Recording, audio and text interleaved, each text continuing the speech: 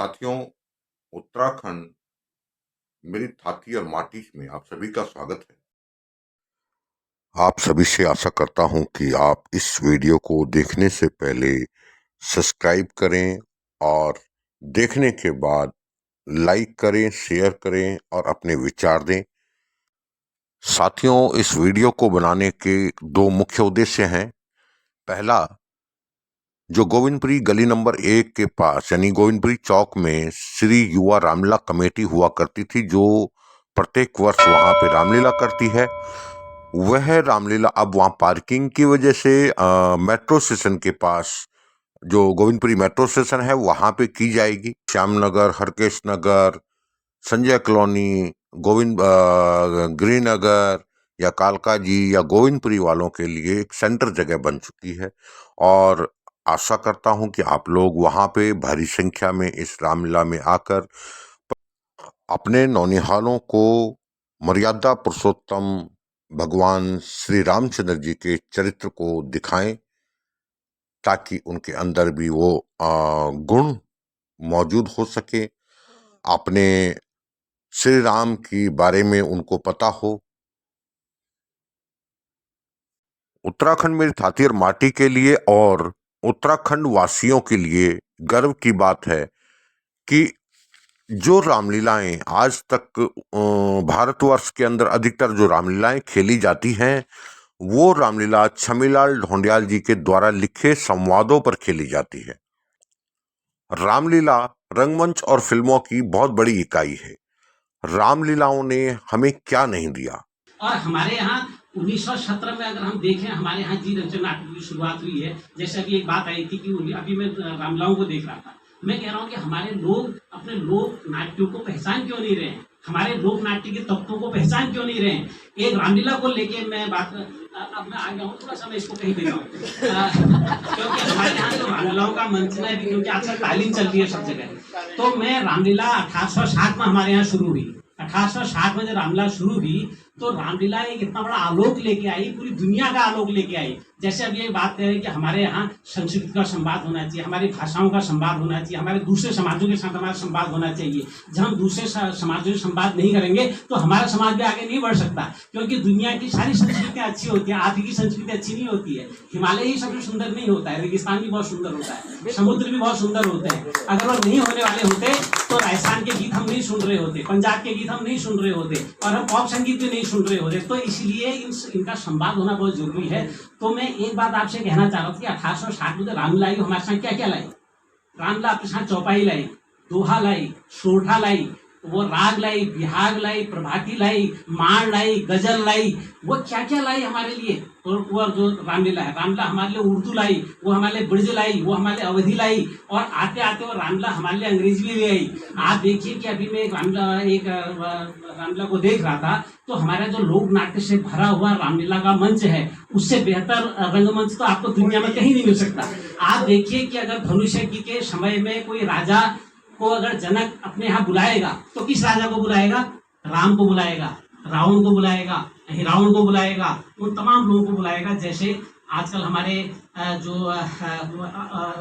अंबानी जी हैं, अंबानी जी अपने बेटी की शादी में किसको बुलाएंगे, उसको बुलाएंगे जो उनके स्तर का होगा, मुझे तो नहीं बुलाएंगे हैं। तो उसी प्रकार जनक एक राजा है, जो इतना बड़ा राजा है, तो अपने यहाँ जिनको भी अपनी बेटी की स्वयंवर में बुलाएगा तो वो बड़े ही राजाओं को बुलाएगा। लेकिन हमारा लोकनाट्य इतना समृद्ध है कि उस लोक नाट्य में मेरा तलबाही और बलबाही का राजा भी आता है जो अपनी बात को करता है। तो ये लोक नाट्य की विशेषता है, और हमारे लोक के जितने संदर्भ हैं वो उस रामलीला में शामिल हो जाते हैं। हमारे सुषेण वैद्य आता है, हमारे यहाँ आपका केवट आता है, वो सारे नाट्य हैं। और अभी हमारे यहाँ जो खत्म कर रहा हूँ, हमारे और भी जो लोक नाट्य की बात है उस पर भी हम सब लोगों को बात करनी चाहिए। आपको याद हो तो पिछले 1995 के आसपास तक जो रामलीलाएं हुआ करती थी वह रात के 10 बजे शुरू होती थी और 3-3, 4-4 बजे तक चलती थी, और लोगों की जो भीड़ होती थी वो अंधाधुंध भीड़ होती थी। यानी घर का छोटा बच्चे से लेके और बड़े बुजुर्ग तक उस रामलीला को देखने आते थे, और यहाँ तक कि अपने घर से टाट उठाकर बैठने के लिए लाते थे, यहाँ तक कंबल लेके आते थे, तब उस रामलीला को देखते थे। लेकिन आजकल जो देखा जा रहा है पिछले कुछ वर्षों से कि लोग जो हैं रामलीला में बहुत कम आते हैं।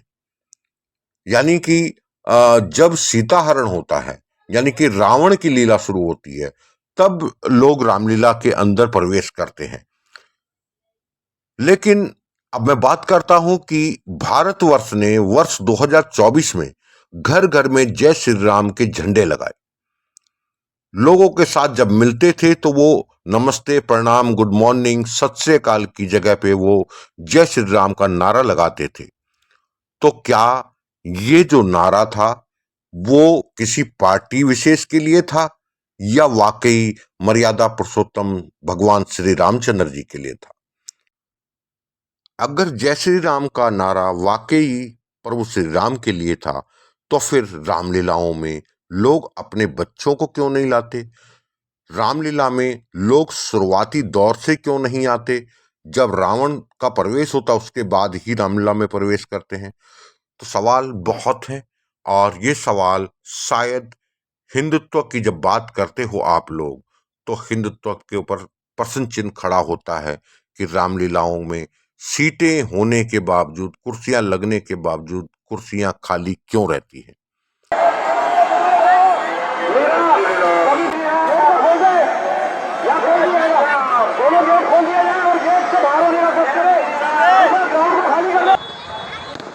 रामलीला के अंदर प्रथम दिवस से लेके और रामलीला के अंतिम दिवस तक, चाहे रावण की लीला हो चाहे राम की लीला हो, उन दोनों में उपदेश है, उन दोनों में संदेश है, उन दोनों में सीखने के लिए बहुत कुछ है। मैं यहाँ पे रावण लीला को गलत नहीं कह रहा हूँ, रावण बहुत बड़ा विद्वान था, लेकिन हमें उन सब चीज़ों को जानना होगा और हिंदुत्व की जब बात करते हैं तो हमें आगे आना होगा, हमें रामलीलाओं में अपने बच्चों को दिखाना होगा।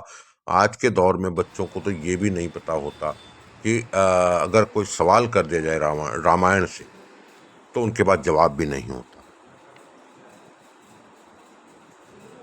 अंत में मैं आप सभी से यही कहना चाहूँगा और आशा करता हूँ कि इस बार रामलीला में अपने बच्चों के साथ जाएं। आप ये देखिए कि इस रामलीला के लिए जो 50, 60 या 70 बच्चे या बड़े बुजुर्ग रिहर्सल करते हैं 2-2 महीने तक, उनका हौसला बढ़ाएं, क्योंकि आपके क्षेत्र से अगर उनका हौसला बढ़ता है तो ना जाने उनमें से कौन कलाकार बन के बाहर निकलता है और आप लोगों का उन लोगों के लिए सहयोग होता है। आइए मैं कुछ दिखाता हूँ रिहर्सल की कुछ झलकियाँ। क्या किष्किंधा राज्य की ओर से तुम्हें दूत बनकर आए हो? कहो, क्या समाचार लाए हो? यदि अनुचित हो तो अपना परिचय देने का कष्ट करो। श्रीमान, मैं स्वर्गीय बालाराज बाली का पुत्र हूँ और मेरा नाम अंगद है। मैं श्री रामचंद्र जी की ओर से आपके लिए एक विशेष संदेश लेकर आया हूँ। ओहो, तो क्या तुम ही मेरे मित्र के सुपुत्र हो? कहिए, कुशल से तो हो? आपकी कृपा से सब कुशल मंगल है। मैंने बहुत समय के पश्चात तुम्हें देखा, इसलिए जल्दी न पहचान सका। लेकिन मुझे आश्चर्य होता है कि तुमने ये नीच कार्य करने की सोच भी कैसे? आप मुझे कुछ भी कहिए, मैं नीच कदम कहने का कहाँ बुरा मानता हूँ, बल्कि आपकी बातों को सहन करता हुआ और अपने मित्र का मित्र होने के कारण आपको अपनी कुछ बुद्धि के अनुसार समझाना अपना कर्तव्य समझता हूँ। क्योंकि आपके और पिताजी के कुछ विशेष संबंध होने के कारण मुझे आपसे स्नेह भी है। अन्यथा हमारी लोग की सूचना तो हनुमान जी द्वारा पहले ही दे दी गई थी। मेरे पास इन भाषणों को सुनने का समय नहीं। तुम्हें जो कुछ कहना है सिर्फ कहो। तो सुनिए, मुझे श्री रामचंद्र जी ने इसलिए भेजा है कि आप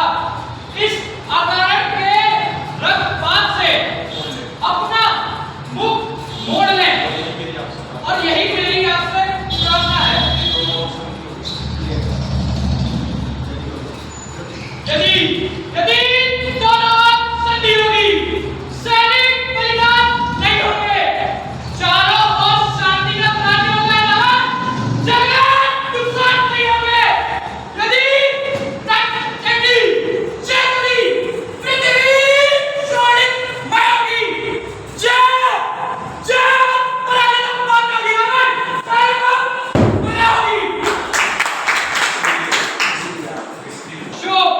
शोक है तेरे यहाँ आना पे पैदा हुआ, अभी वक्त है समझ आना क्यों मौत का सौदा हुआ, तेरी ही बातों से तेरा ख्याल से पैदा हुआ, क्या विभीषण आपके मुंह में नहीं पैदा हुआ, क्या आप अपनी सोचिए, क्या फिक्र मेरे बाकी होने वाली है कोई हालत है हजरत आपकी।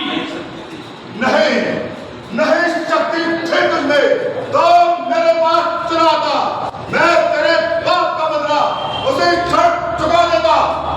ये पीछे नहीं करना, मुझको बदला दिलाने की, पहले तरकीब सोचो रावण अपनी जान बचाने की। जुबान रोक चाहे जो मुफ्त में कौन खोए है, तेरे जैसे बच्चे तो मैंने न खोपड़ा है। पढ़ाया हो कभी आपने, जब थे आप अपने आपे में, अब तो आगे असल मारी गई जवान आया इन बुढ़ापे में। जुबान को रोक चाहे ये तेरी जान हिम्मत है, मुझसे लड़ने की भला क्या तेरी ताकत है। नागर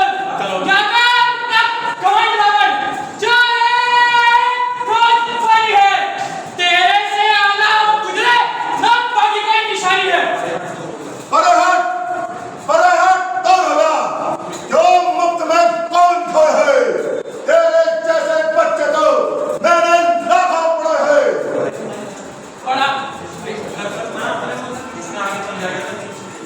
पढ़ाया हो कभी आपने, जब थे आप अपने आपे में, अब तो आके अकल मारी गई है इन बुढ़ापे में।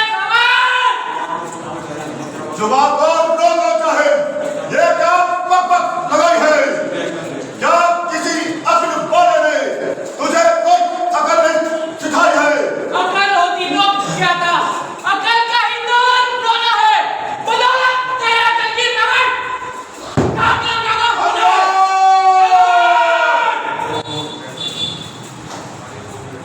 अरे ओ मर्द, क्या तुझे किसी ने अपने बड़ों से बात करने की शिक्षा भी दी है, या सारा दिन मूर्खों में लग बिताया है।